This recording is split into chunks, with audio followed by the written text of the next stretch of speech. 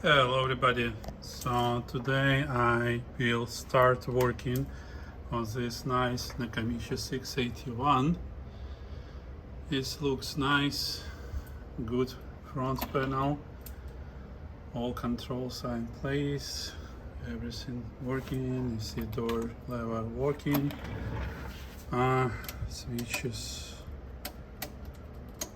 good, controls moving.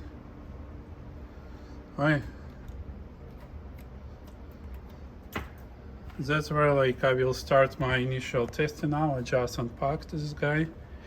I will be fixing it for my subscriber.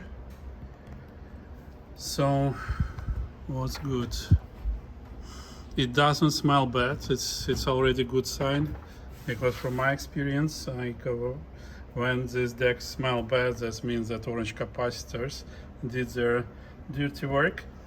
So I've been observing myself, just orange capacitors in bias generator get short, killed bias generator transistors, get increased current, overheat power transformer, and it starts smell so bad you won't believe me. So that's a rare case when these decks don't smell, and it's just a little bit, but it's normal for this Nakamichi series. It's just very little. Believe me, I have had the cases when they were smelling pretty bad. What else? I'm already did fix one 681. It's a nice deck with a very good sound. I pretty much like it. It also has a bias adjustment, what is missing on the previous series. And comparing to 682, there is just minor differences. There is no source tape switch, even if this deck is 3-head deck. So it's absolutely identical to 682 minus 4 Dolby chips. So this deck has Dolby C. For Dolby B, they were installing just one chip for each channel for playback and one for recording, and it was 4. With Dolby C, they had to install 4 for playback and 4 for recording. That's where it comes to 682. But to save a cost a little bit, they installed just 4, which switch it for recording or playback in this deck. And this means that we cannot hear decoded sound during recording.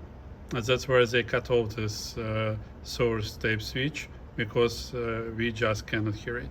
But when we tune it up, so with these generators, 15 kilohertz or 400 hertz, and automatic calibration system, it perfectly see all the signals, because they don't need Dolby chips. That's how we adjust this on the level indicator, and that's how it works.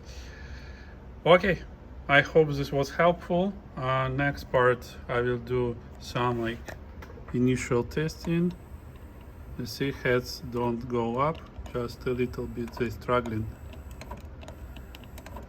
At least fish roller levels are moving. It's a good sign. I have seen when they're not moving. Fast forward works, rewind works. So technically after stop works, you see.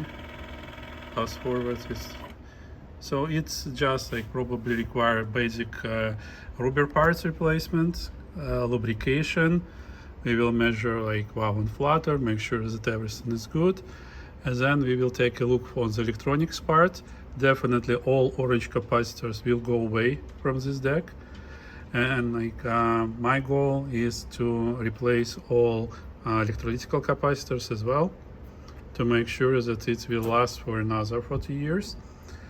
And that's where I will have to prepare a list and order missing parts. I don't have everything for this deck, and this might take a while I get parts back, maybe 1 or 2 weeks, and then we'll go from there. But mechanical service and initial tests after we'll do mechanical, we will be done early. I hope tonight, maybe tomorrow. So that would be it for the first part. Stay tuned. nice deck. I'm always like this series 680 I spent so much hours, and on previous like decks from this series I spent lots of hours to make them sound perfect. So stay tuned, we will get this guy back to life. Have a great day. Bye bye.